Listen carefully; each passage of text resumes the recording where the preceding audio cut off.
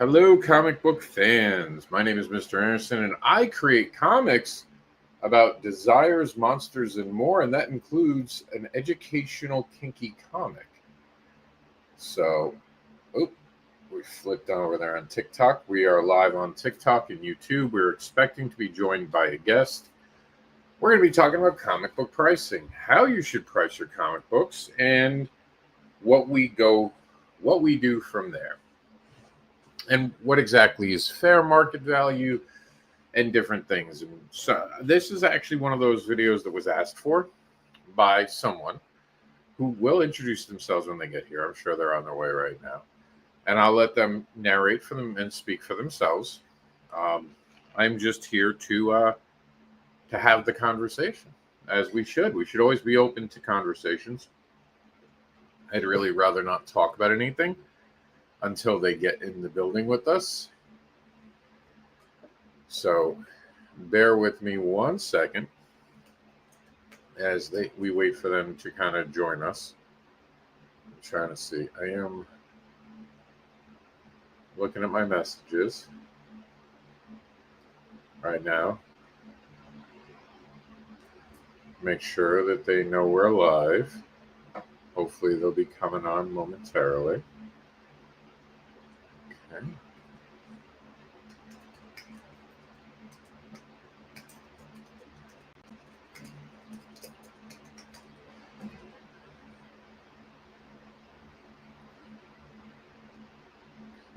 I'm not seeing them.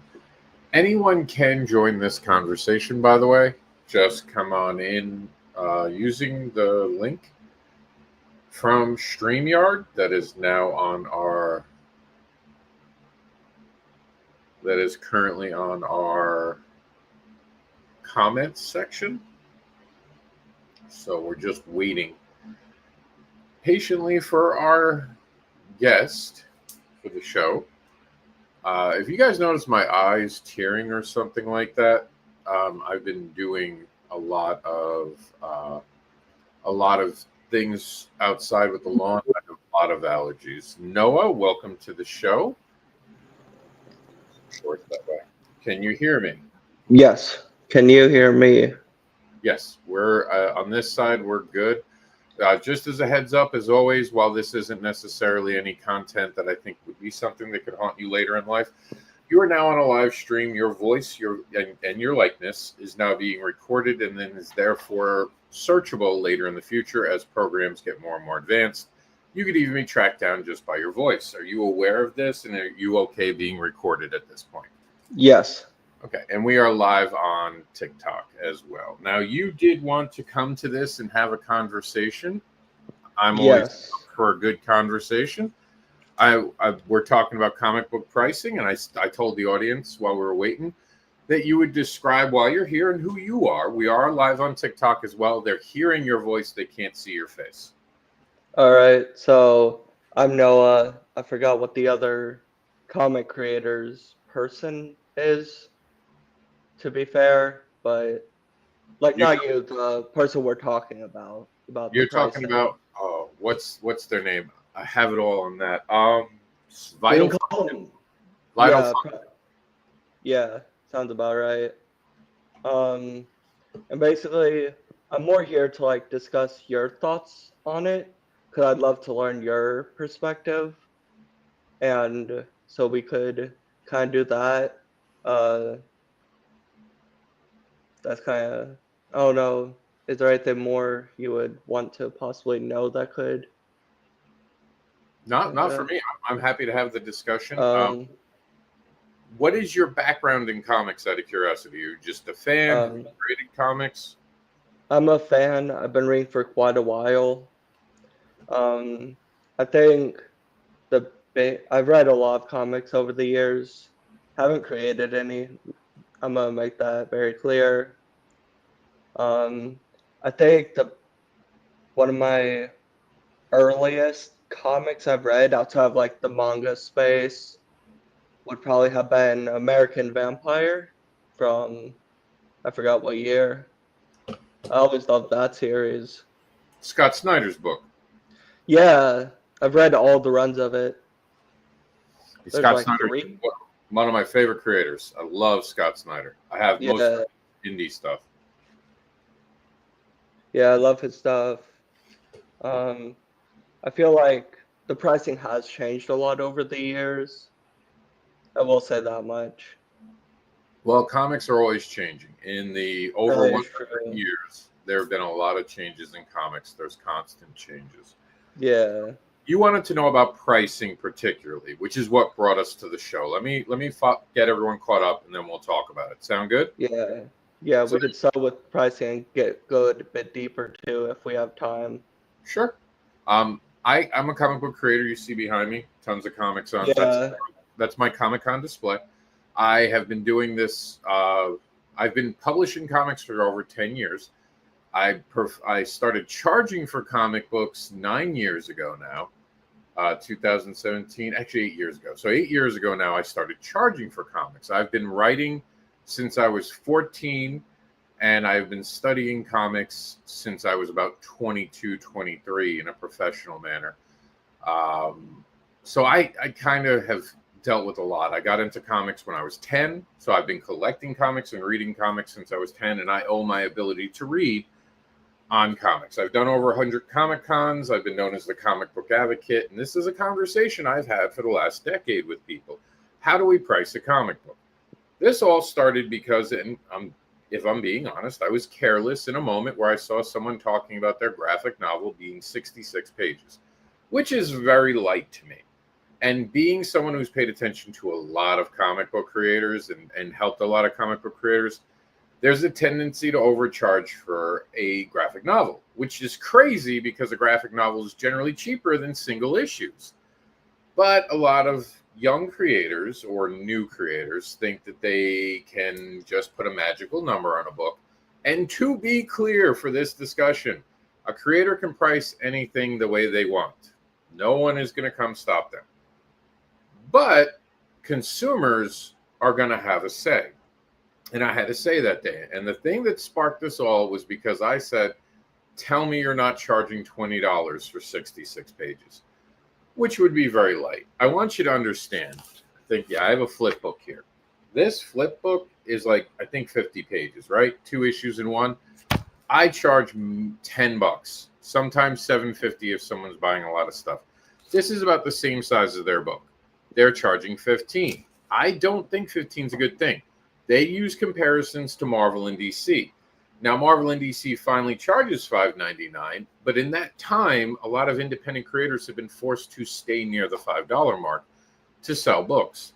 And there's a huge reason for that, and we can get into that totally. I don't want to say too much in the beginning because I know a lot, and I would just be like, here's everything at once, and it wouldn't be fair. So I made comments about that, and it became a bigger thing than it ever had to be because they got hurt with their feelings, and I was insensitive and not thoughtful on the way I had worded something because it was a throwaway comment to me.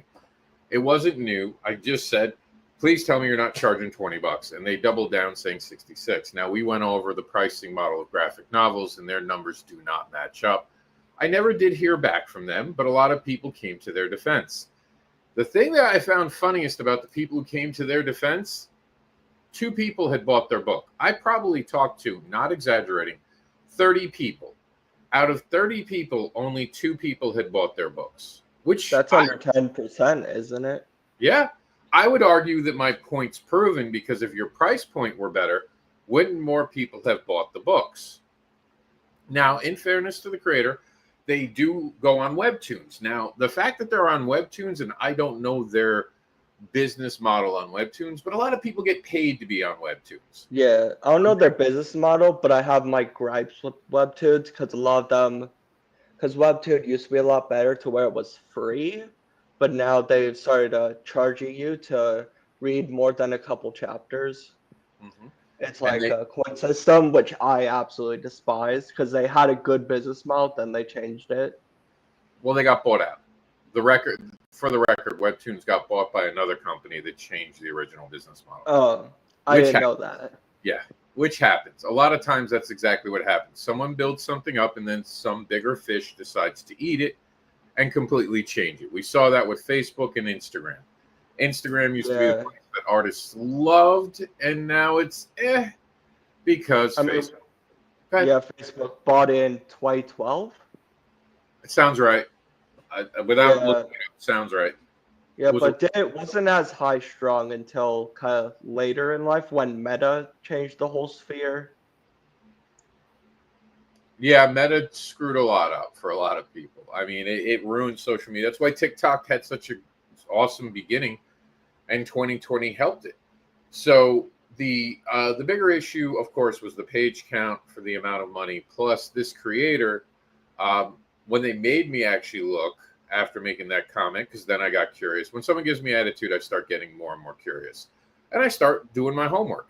If they had just said no, I'm not, I wouldn't charge $20 for a 66-page book. I would have been like, cool, and we would have been done. But this creator got in their feelings and made a video, and they have every right to get in their feelings. But if you're going to do that, don't expect receipts. And this creator had the idea that a single issue from Marvel and DC was about 20 pages. So they did quick math and was like, I can charge $15 because my book is 66. Comparing floppy issues with graphic novels, which if you actually looked at any of Marvel or DC's graphic novels, for $15, you got 160 pages. Double the size of this creator's book. Yeah. Also, Marvel can afford to also charge a lot less because they have the input output and That's the an backing. that's an interesting comment. So let's start there. Do you, as a consumer, want to pay more because someone's an underdog? It would depend because if they could put out something really good right out the bank, it's one thing. I mean, I would feel better if it was maybe like an omnibus thing, like a bunch of volumes in one, than like a single issue. More value for your money. Yeah. Although granted, I don't buy comic books much anymore, but that's also due to like the cost of transportation, cost of this. I have a million things to buy throughout my days. So Rent is 1,200 alone. yeah. So your dollar has to last long. It's an Yeah. investment for you, right? You're investing, Yes. and that makes total sense. Now I like Kickstarter because I can get a lot of PDFs, and I can back a project like his, spend $15 and back one person who's already made money on Kickstarter. So you talked about this poor creator, but this poor creator raised $3,000 on Kickstarter. And at the time they were raising that money, they were charging for their signature. Believe it or not, you had to pay to get them to sign a book. They also have made money on Webtoons, and they had said something about Scholastic and releasing another book. How much So extra were they charging for a signature, which is an interesting 35 discussion. it was a package. To be clear, I don't want to mislead anyone. It was a package deal. And in that package deal, you got to be on a thank you list in the printed copy, but only if you backed this. All the backers who just got the regular issue did not get a thank you, which sounds wrong to me, but okay. You have to pay extra to get your name in a book, a vanity thing. Okay. And then they want to charge for the signature. $35 versus the $17. Now, what really struck me oddly, in Kickstarter, everyone overcharges. And the reason we overcharge on Kickstarter is meant to be about belief. You're backing a creator to help them be able to take their product from idea to real world. So this creator made $3,000, and let's say they made $500 on Webtoons over the life of that book. So that means that creator has $3,500. They boasted that creator did the lettering, did the art, and did the writing. That means that creator potentially only paid their editor, but if I'm not mistaken, their editor is their family member. So I'm not even sure they paid their editor. So They could have, they could but have. we don't know. Also, Well, they speaking on comics, I just remembered I got some issues a bit of time ago. Still in their copy. I got Punisher Armory 1, that Death's Head on the Origin of Die Cut. How much did you pay for those? I think I got a deal because I was college student, trying to make ends meet. I actually got 4 volumes for Warzone 1 and 2 and I gave that to my dad because he grew up with it. I think I paid a total of, because it was on a deal price in the clearance bin, maybe a total of $5. But each one of those comics have a cover price, correct? It's $3 each. Yeah, So seems about right. you saved a good amount of money, wouldn't you say? Correct. You kicked out. I see your mouth moving, but we can't hear you. I think your mic might have gone off. Check your Bluetooth settings. Try it now. No, yeah, you're off. You might have to drop out and come back in. That happens every so often with StreamYard. If it doesn't fix right away, just go ahead and reset. But that's kind of the point. Nowadays, when people walk outside of a comic book shop, they've spent. Can you There hear we me now? Yes, If I yes. I took off my headphones. You're good. But here's the real truth, Noah. If you buy a comic book today, right, and you spend $3.95 and you walk outside, your comic book's not even worth $3.95 anymore. Your comic book is worth maybe $1. Unless it hits, that is the realistic value of a comic book. But it has to hit first. What's that? But it has to like really take off. Oh, yeah. It has to be what they call a key issue, or it has to be something that collectors want. And this is where pricing comes in. The consumers. And when we had this whole issue and we had this whole debate with this person, a lot of people showed up to argue and to defend this creator. Not one of them dropped a link at where they could see the webtoon for free. Not one of them dropped a link about, I read this book, or not dropped a link, but made a testimonial saying, I bought this book. This book is amazing. You should go get this book today. Instead, they trolled. They tried to defend the person by being mean and not wanting to address the issues we made. And we have to go back to, it's comic books, and they could sell 100, I think they sold 150 copies, according to the TikTok shop, which, I mean, look, this is a moment where I want to be careful with my words.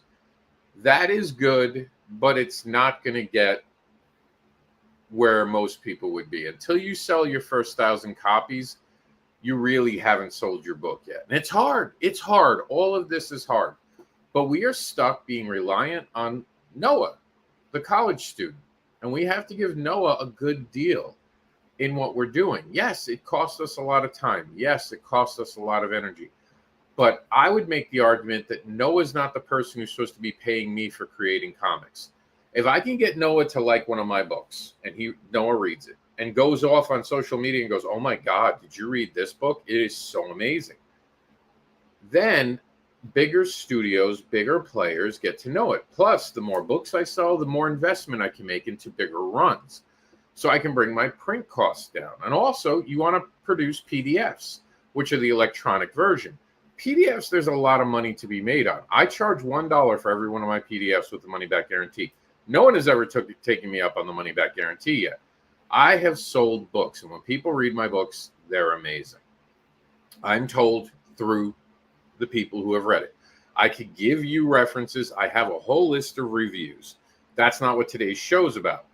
So that's one of the things we want to be mindful about. We want people to keep coming back. I can't tell you how many people I've seen in my lifetime who've read a comic book and thought the art was cool, but the story sucked. I've done that. I backed over 500 projects on Kickstarter as of now. 500 people I've supported in my lifetime. Not all of those books were good. I can vouch for that, because sometimes you can have a good story and not good art, or good art, not good story. Happens a lot. And art is in the eye of the beholder. Because I do this professionally, I can see mistakes other people don't necessarily see. So it ruins it kind of for me. You know what I mean? It's like a magician watching another magician.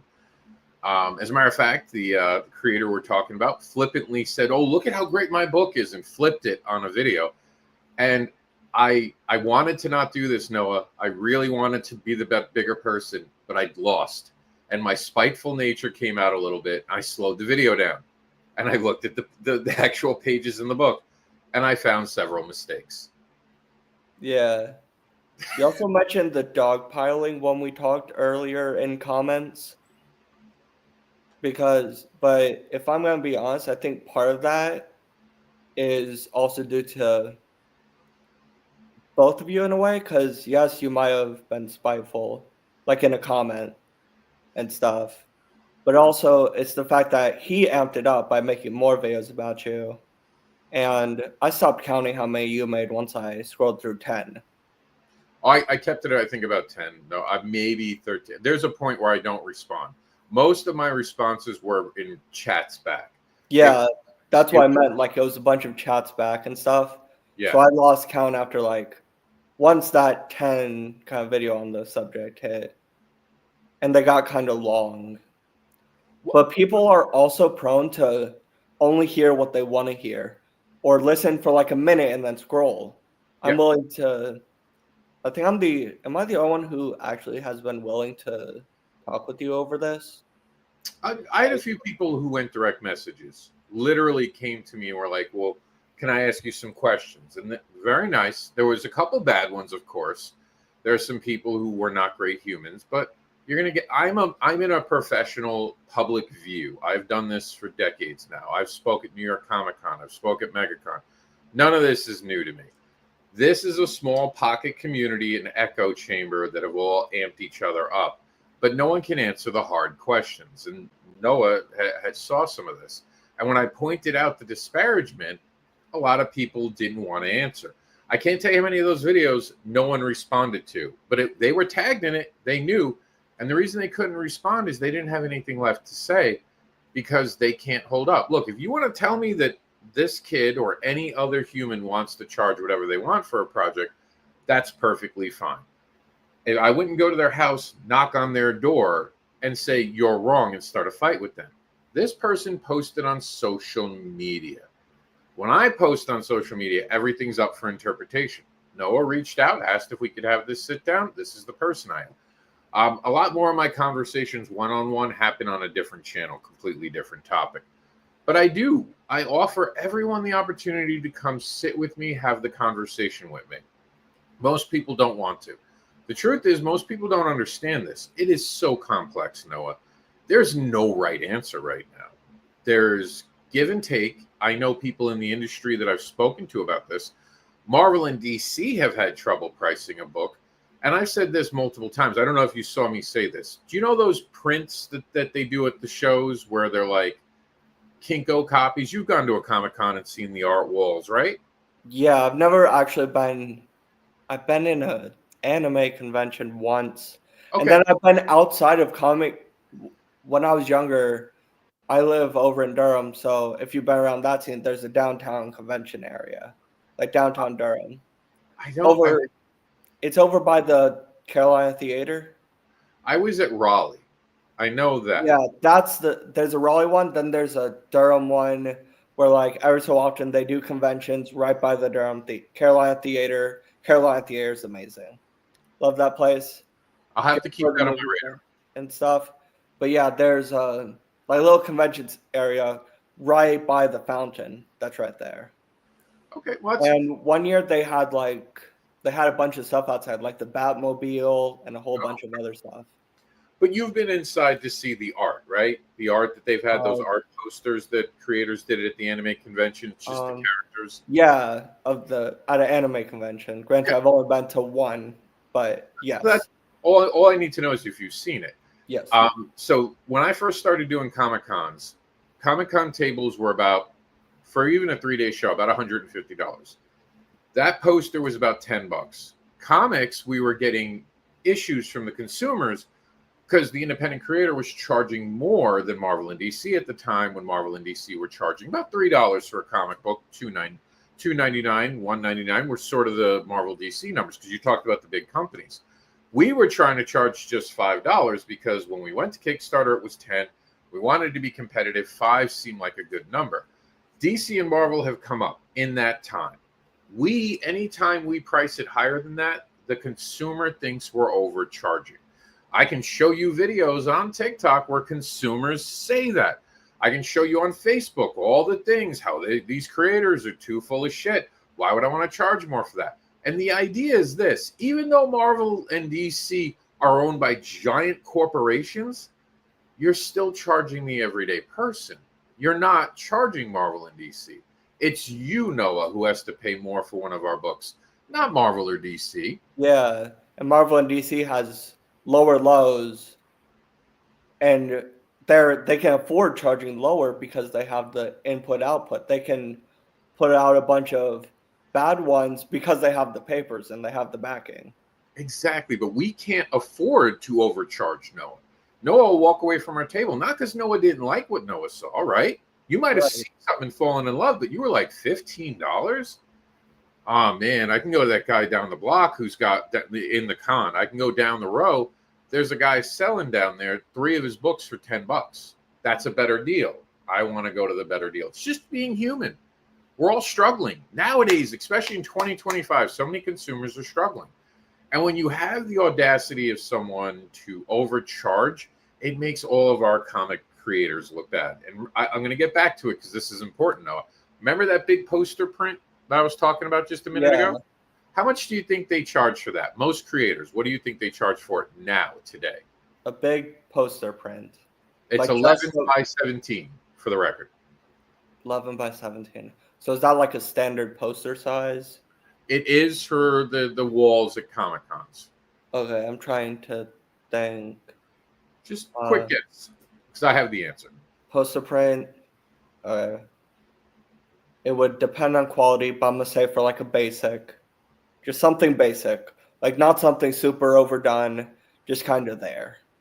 I'm gonna say 20. That's actually the current rate of a lot of people charging it. Do you know how much those artists pay for that print?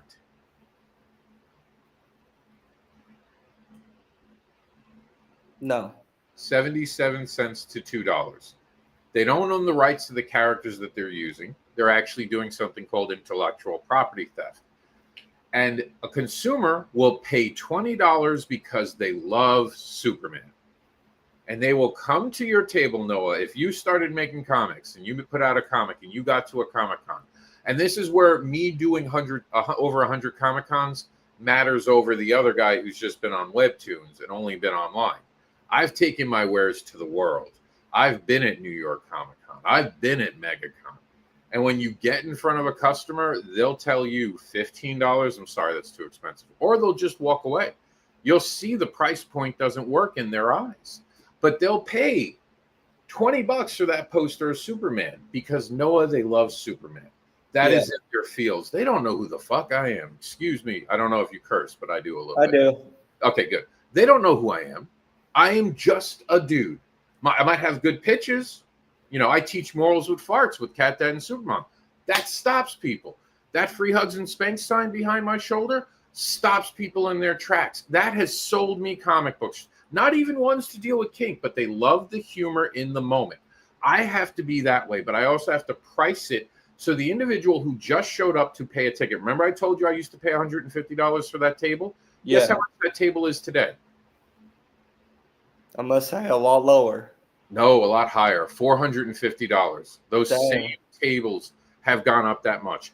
In that time period, no comic book creator does a lot of shows will tell you they've been able to raise their price at Comic-Cons. Just for the table alone? Just the table. And you get the 2 badges. You get 2 badges and the table. They don't promote you. They don't put you on websites necessarily. And they don't pay for your parking. So now when you go, if there's parking fees, you're paying the parking fees. And it's insane for you, Noah, as someone showing up, because they'll charge you your ticket costs. They'll charge you for parking. You're going to get that $10 hot dog because you're starving. You're going to get that $5 bottle of water. And then the $250 signature of the person you've always wanted to meet in your entire life. Then you're going to come up to my table and you're going to see a book. And even if I price all my books like $5, you're going to be like, oh man, I just spent $300 just to be here. Wow, I don't have a lot of cash left. Not so much in transportation, gas. everything. Yeah. And like, even if you have to stay, because these are bigger shows, 3 days, what if you paid for a hotel? So as creators, we have to realize that just because we started a comic book doesn't give us a right to overcharge the consumer for something we've done. It doesn't. We are just like the consumers. We can't point and go, Marvel and DC have a lot of money. That's why they can charge less. So we can charge triple. That's not how that works, because you're not hurting Marvel and DC. That's an argument that doesn't hold up to the consumer, because the consumer is going to be like, but why am I paying for you to make your dream come true? Because that's what it comes down to then, Noah, isn't it? Yeah. The fair market value of a comic book is $5.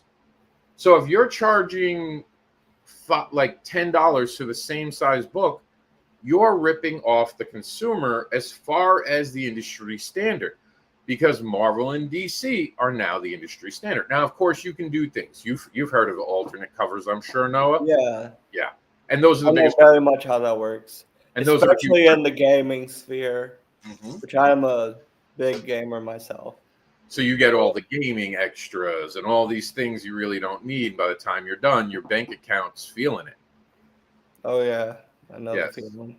And that's the point of the pricing and how pricing is hurting the consumer base. Why does that matter to me? Because as a creator, every time someone sells a bad Kickstarter, that person might not ever back someone on Kickstarter again.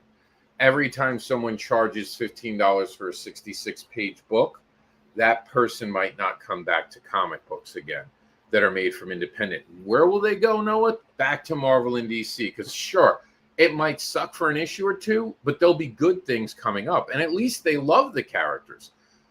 And I'm not going to review the person's book. It's on Webtoons. Everyone can look at it. Honestly. Assuming it even truly is. What's that? Assuming it really is. No, it is. I've seen it on Webtoons. Okay. I have verified it's there. I have looked at it. I will say this. It's not my flavor. It's beautiful art. I did not like the story. There are problems in the book that I found. This is a book that if I was given, because I have done story editing, or if I was given it as someone who has published other creators' works, I would not approve it. It would have to have gone back and be fixed. There are issues after issues after issues with the. I think he also said he's done other comics before. He said he did something, and I pay attention. He said he did something for Scholastic. Now, Scholastic is that book fair stuff. Generally, Scholastic, I haven't seen the work, but Scholastic generally puts out economical books that don't cost a lot, right? Because they need to have a business model. So, and I will give this, and I have said this since day one, this creator is a talented artist. But like many talented people, they thought they could do it all on their own, and they're not asking people who are in the industry for help, for advice, and guidance. It's like anybody can write, but can you execute? I'll say this. I'll say this, Noah. I love dialogue. I'm a Chris Claremont fan. If you don't know who that is, he wrote X-Men. He's the reason we have the X-Men with the energy that we do, the Gambits, the Jubilees. Yeah, isn't that on your wall a direct the British flag? Isn't that one of the X-Men covers? No. But you know which one I'm talking about, right? Where I think they crucified Logan? Yes. So quick explanation. That's a St. Andrew's cross. It's used in the kinky community. And Chris Claremont is one of us. So there were things with kink that wound up in the X-Men, which is why I liked X-Men when I was younger. So good eye, but that's actually the cover to my book, Barbara Unleashed, which is a young woman's journey through the New York City kinky underground scene. So, how do they do, like, for consumer base? That's a bestseller. I have sold out of every print run I've ever put out. If I go to a show, that sells itself. That free hugs and spank sign. So my friends are amazed about two things.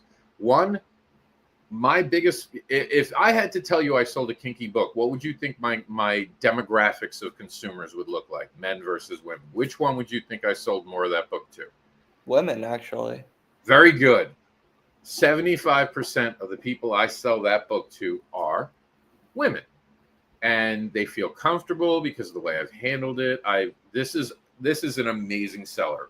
The other good bestseller I have from my table is Cat Dad and Supermom, which is now currently contractually under Scout Comics. It has been in Diamond. It has been published around the world. It has an actual Indian version, like from India. So there's a special version. It's been, both titles have been featured on the news, have been featured in different countries. Barbara Unleashed was in Prague television because of the amazing artist right there. So I have been able to crack nuts with when it comes to breaking into spaces. I'm contract, like I said, I'm under contract for the next 17 days with Scout. I will be leaving Scout in 17 days to try a different method with Cat Dad and Supermom, but I appreciate the opportunity. It was great. I've had nothing but great feedback. I was told by Image Comics that they would sign me before I went to Scout if they only did children's books. Image Comics says if we ever do kids for books for kids, please reach back out to us. I've never heard. Image part of DC, or am I wrong? No, they are completely independently owned, but it's an argument whether they're indie. Back in the day, a couple big creators, you'll know them, bigger names. Jim Lee, in charge of DC right now. Yeah. Oh man, the Deadpool creator. Why am I having trouble with his name right now? And the Spawn creator. I know Todd McFarlane did the Spawn show. McFarlane, yes, McFarlane, and Rob Liefeld. I knew his first name was Rob because I share the first name. But Liefeld. Those three are the biggest names you generally hear in that conversation. There were a couple other people, of course. Later, Kirkman, who created The Walking Dead, has joined Image Comics. They have a lot of Hollywood money, so we argue whether or not they're actually independent anymore. The original throwing stone for independent was they're not Marvel or DC.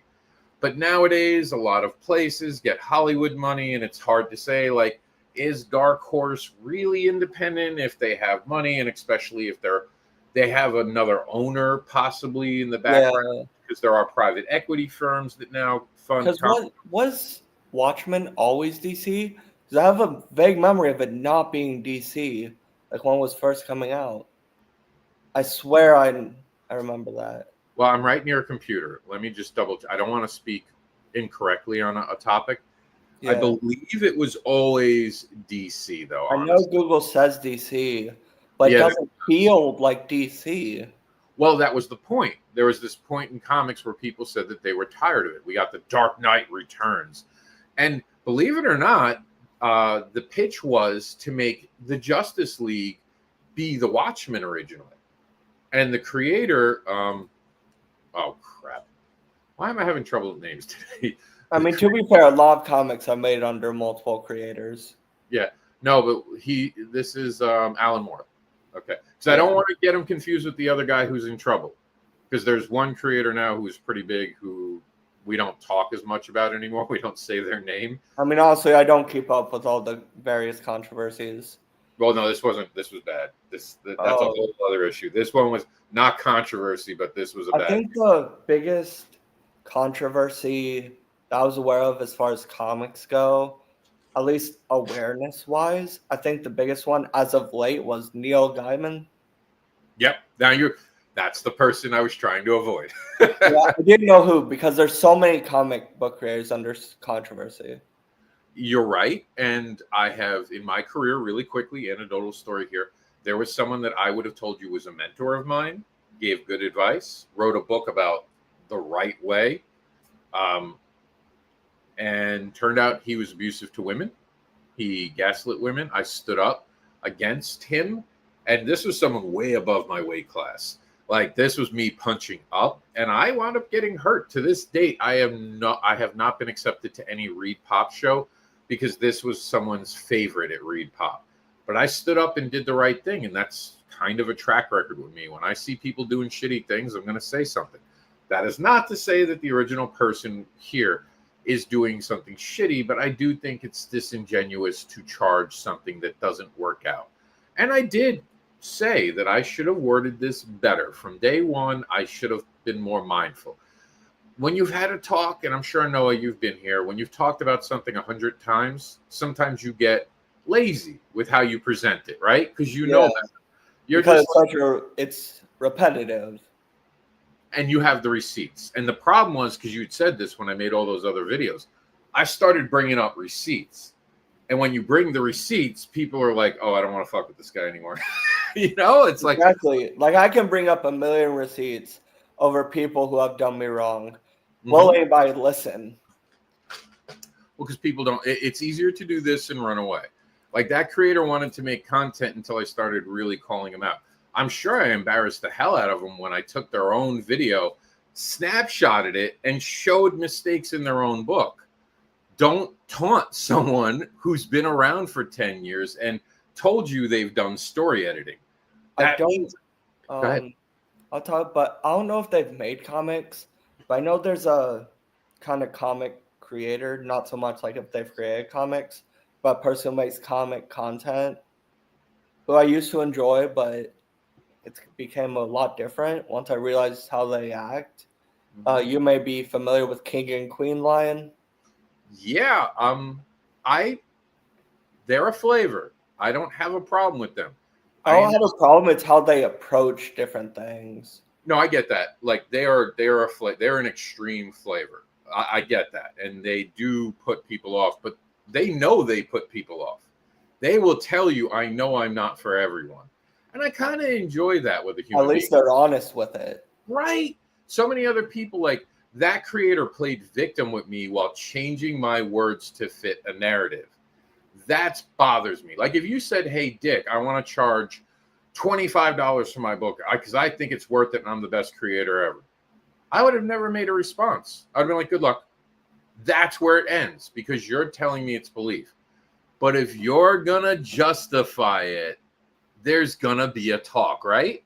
Because now you're saying, well, DC, 3 books, $66, 66 pages. That lets me charge $15. Slow down.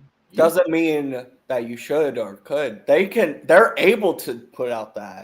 Yeah. Because they have the backing.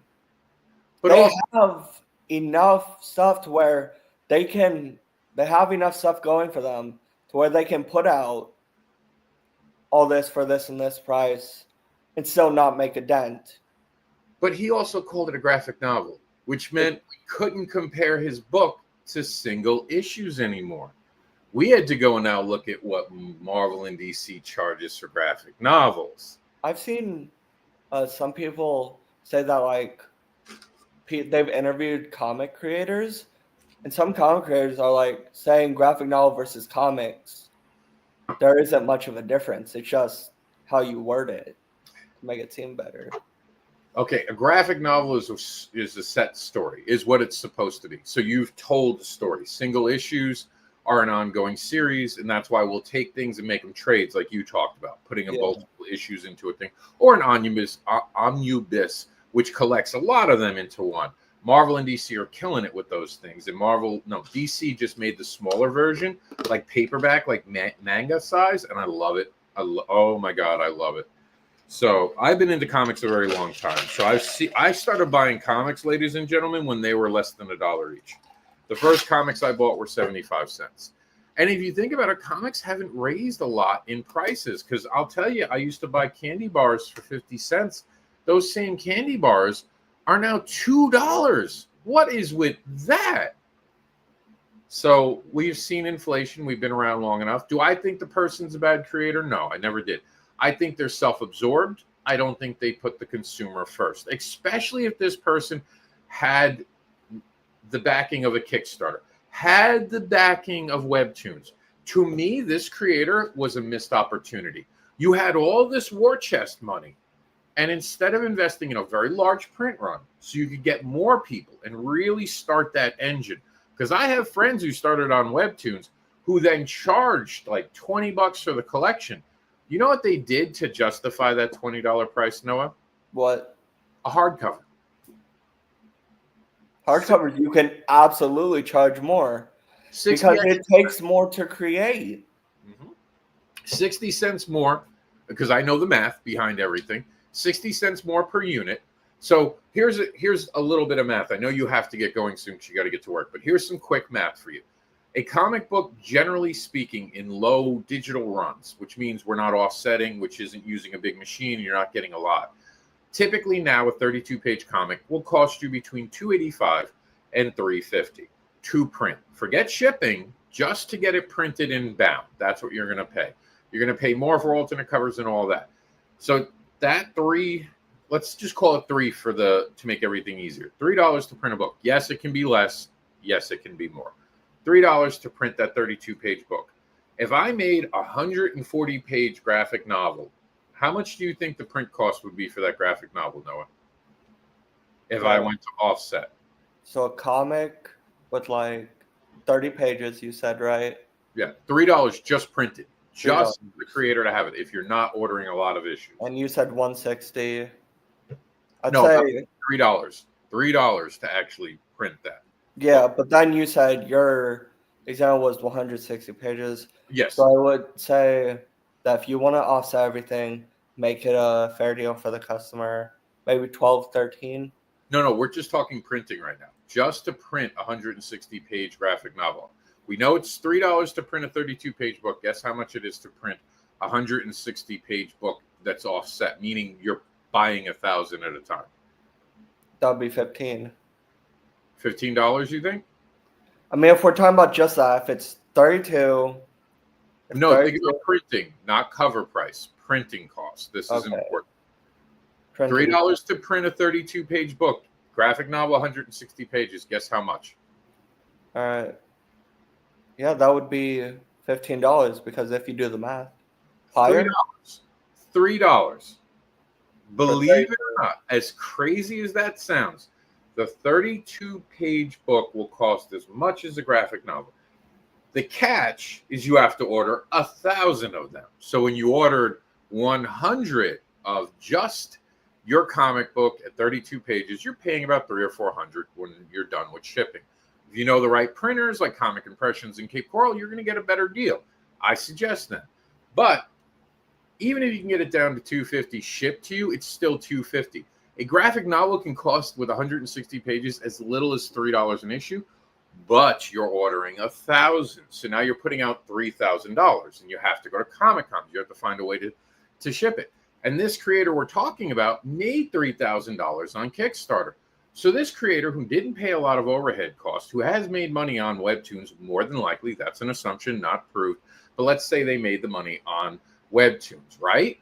So now they didn't take that money and invest in it and instead paid themselves and are still making their consumer base pay more per issue. That seems wrong to me, doesn't it? Because if they invested in a larger run and they were so confident, because they told me they're a better creator than me because they're a writer and an artist. That's not how that works. That is not how that works. I know people who are artists and writers that put out amazing work, for the record.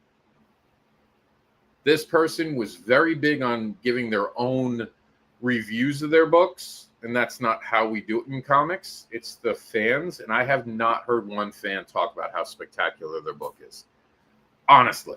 In that whole debate, Noah, you read all those comments. You went through them. Did one person talk about how great the book was? No.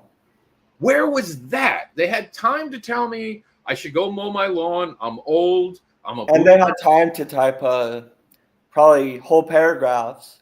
When you respond in kind, all of a sudden you're the problem. Because they want to say that talk their talk, but they can't walk the walk back. Yep. And that became the big issue. So I know a graphic novel can be so cheap. This person could be a hero. They take their Webtoon audience. They're successful there. They recently went viral. They jumped up 100,000 followers. And I'm happy for them. And they're only selling 130 books. That's a big audience, and that's not a great representation of your audience. Then you should, as a creator, should have listened to me, someone who has 10 years and says, hey, that's too much. Don't forget how you thought there was disrespect mustard on it.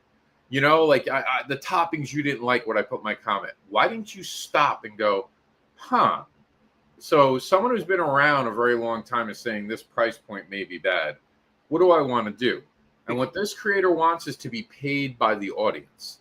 I don't know about anyone else. I don't want to be paid by the audience. I create comics so I can get to Marvel and DC. Because when I get to Marvel and DC, I'm going to be able to charge fair amounts.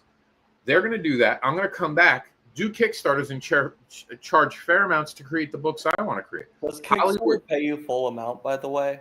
No, you lose 10% off the top. They're basically the charges. It's like 7.25% for their last time I checked. And I believe it's 2.5 on their charge card. So they get money, and then the charge card providers get money. So you lose about like 10%-ish. 10%. So like they actually made $3,500 on their Kickstarter, around there, with like I think it was 124 backers, which is good. They have deep pocket backers, and I've seen that. I've seen people get 60 backers but made $5,000. That's, you have found a base that is wealthy. The problem is the everyday consumer not coming along with the ride is never going to get your book anywhere. And I've seen that where people make money on Kickstarter and they do boob covers, they do naughty things with their characters, and I hate that. I make a kinky comic book and I have less nudity than some covers on Kickstarter in my entire book. And it's hard that this is a real conversation to have. You could also tie it into the purity culture that's been more prevalent today. Yeah, you could. But we also, in comic books, here's something that's amazing to me. I created a comic book about the lifestyle, the kinky lifestyle. Treated it with respect. I can hand this to any human being, and and all I have to do is warn them that this is about kink and there's a slight bit of nudity. There is no sex. Zero sex in the book, because kink is not inherently sexual. I know, I've been part of the community too. Okay, so you get it. So most people might not understand that. It's not. We're not a sex cult. So and then there's all the people that treat it so badly that there's that too. That's a whole different channel. Yeah, I'm saying it's a case of like sometimes the minority outshines the majority to where the minority seems like the majority.